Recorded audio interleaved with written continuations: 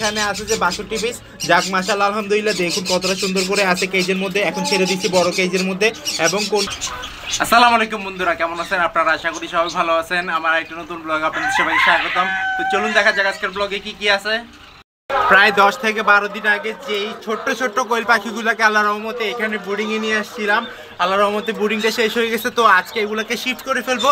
কোথায় শিফট করে ফেলতেছি সেটা জানাবো ইনশাল্লাহ আপনাদেরকে। কারণ হচ্ছে যে এখানে সম্পূর্ণ কেজটা খালি করতে হবে। কারণ হচ্ছে যে আল্লাহর রহমতে ছোট ছোট কোয়েল পাখির বাচ্চা আবারও ফুটে যাবে।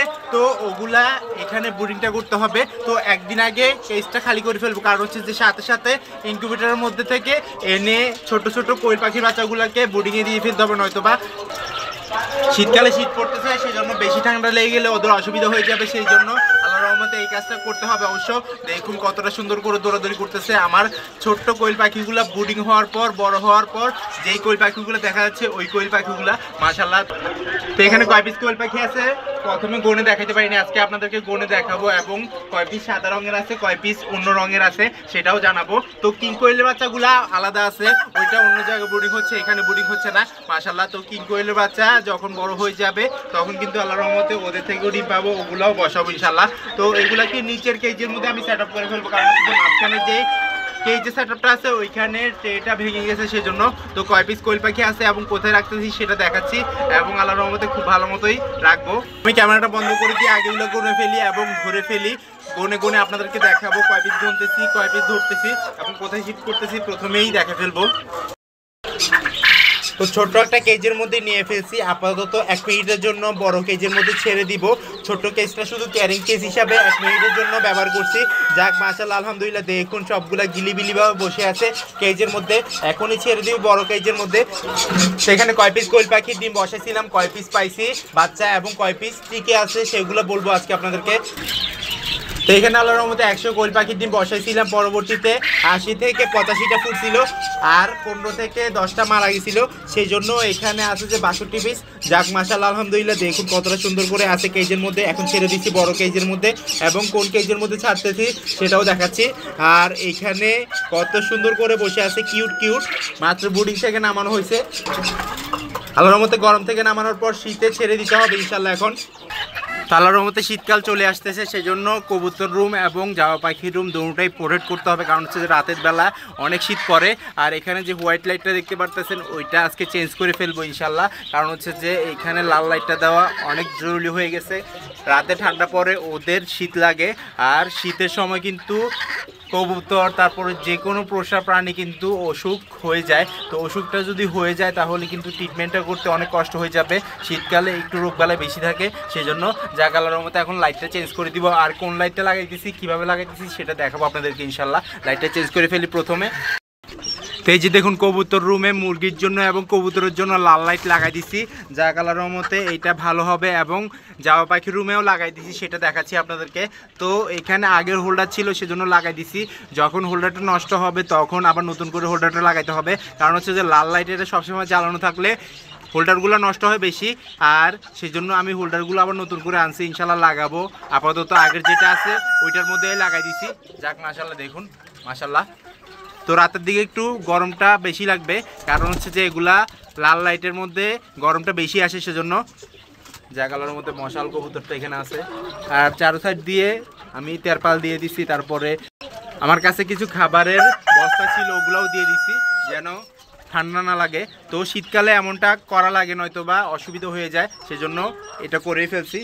অবশেষে কোয়েল পাখিগুলোকে আলাদা করছি এবং নতুন কেজে ছেড়ে দিছি। এইখানে হচ্ছে যে নিচের কেজটাতে রাখছি, কারণ হচ্ছে যে এইখানে যে মুরগি দুটো ছিল ওগুলোকে আলাদা করে ফেলছি এবং নিচে নিয়ে গেছি। নিচে নিয়ে গেলে আমি ট্রিটমেন্টটা ভালো করতে পারি, কারণ হচ্ছে যে সবসময় উপরে আসা হয় না, সেজন্য যা কালারের মধ্যে ট্রিটমেন্টটা যেন ভালো হয় সবাই দোয়া করবেন।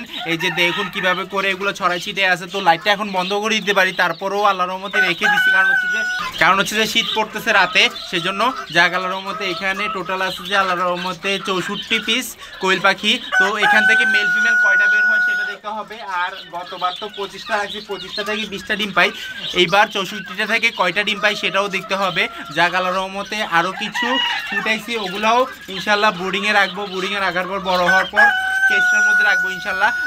এগুলোকে যখন আল্লাহর রহমতে আলাদা করব তখন কিন্তু যেই ডিমগুলো পাবো ওই ডিমগুলো কিন্তু অনেক বেশি হবে। যাক মাশাআল্লাহ আলহামদুলিল্লাহ, এখানে আছে 2 পিস হোয়াইট কালার আর 1 পিস হচ্ছে যে কালো কালার, সম্পূর্ণ কালো কালার। এই যে দেখুন, এটা হচ্ছে যে কালো কালার, আল্লাহর রহমতে মাশাআল্লাহ। তো এভাবে করে এগুলাকে লালন পালন করি এবং ব্রিডিংটা এখানেই করতেছি নতুন করে। তো কোয়েল পাখিকে আমি প্রথমে আল্লাহর রহমতে 10 পিস লালন পালন করছিলাম, পরবর্তীতে যখন ফুটানো শুরু করছি এখন অল্প অল্প করে বেশি করতেছি। যাক মাশাআল্লাহ, সরাই ছিটে আছে, এখন খাবার দাবার এবং পানিটা দিয়ে ফেলবো ইনশাল্লাহ। খাবারটা দেওয়ার পর খুব সুন্দর মতো খাবারটা খাচ্ছে, দেখুন চারো সাইড দিয়ে খাবারটা খাচ্ছে। তো এই জালিটা দেওয়া এবং এই আদারের বাটিটা দেওয়া খুবই উপকার হবে, কারণ হচ্ছে যে এখানে আদার খুবই কম নষ্ট করতে পারবে, সেজন্য জাগ আল্লাহর মধ্যে দেখুন কতটা সুন্দর করে খাবার দাবার খাচ্ছে। যারা আল্লাহর মধ্যে কোয়েল পাখি লালন পালন করতে চান তারা এইভাবে লালন পালন করতে পারেন, নয়তো বা লিটার সিস্টেম ভাবে লালন পালন করতে পারেন। তো আমি কেজে লালন পালন করতেছি, স্পেসটা কম আর এখানে পরিষ্কার করতে সুবিধা হয়, সেজন্য জাগ আল্লাহর মধ্যে নতুন একটা সেট আপ করবো ইনশাল্লাহ, যে কোনো সময়ে করে ফেলতে পারি আল্লাহর রহমতে। দেখুন মাশাআল্লাহ, আল্লাহর রহমতে ইনকিউবেটরের মধ্যে আরও কিছু ডিম আছে, ওগুলাও আমি বড় করার পর এইখানেই লালন পালন করব, ওগুলা কখনোই সেল দিব না ইনশাল্লাহ। এই 3টা কেজ আমার এখানে ভর্তি থাকবে, একটা হচ্ছে যে বীজ ডিম, আর একটা হচ্ছে যে খাওয়ার ডিম, আর একটা হচ্ছে যে এমনি ডিম। এগুলা রাখবো ইনশাল্লাহ। জানুয়ারি মাস থেকে নয়তো বা এর পরের মাস থেকে অ্যাভেলেবেল বাচ্চা পাবেন, রানিং পাবেন আল্লাহর রহমতে। যার যেটা চাই ইনশাল্লাহ পাবেন। অনেকেই চান যে আল্লাহর রহমতে গ্যারান্টি করা কোয়েল পাখি লালন পালন করার জন্য ডিম পাড়া এবং মেল ফিমেল কনফার্ম এইটা, তো ইনশাল্লাহ পাবেন আমার কাছে। একটু ধৈর্য ধরেন, ইনশাল্লাহ সেট আপটা করতেছি। তো 3টা কেজ যখন ক্লিয়ার হয়ে যাবে আমি আরেকটা কেজ তৈরি করব, ওইখানে অ্যাভেলেবেল থাকবে। আর এই কেজটা একটু ছোট টাইপের, লম্বা টাইপের না, এটা কিন্তু লম্বা টাইপের হওয়ার বেটার ছিল। ইনশাল্লাহ লম্বা টাইপের আমি বানাবো, যে এখানে 500 কোয়েল পাখি আটবে একটার মধ্যে। তো 1500 কোয়েল পাখি আমি লালন পালন করব। 500 কোয়েল পাখির ডিম এমনিতেই থাকবে, আর 1000 কোয়েল পাখির ডিম বীজ ডিম হিসাবে সেল দিব, নয়তো বা আমি ফুটাবো, যে কোনো কিছু করবো ইনশাল্লাহ। আপনারাও কলমি শাক দিয়ে থাকতে পারেন। আর হচ্ছে যে এখানে দেখুন, এখানে মেল বেশি ফিমেল কম।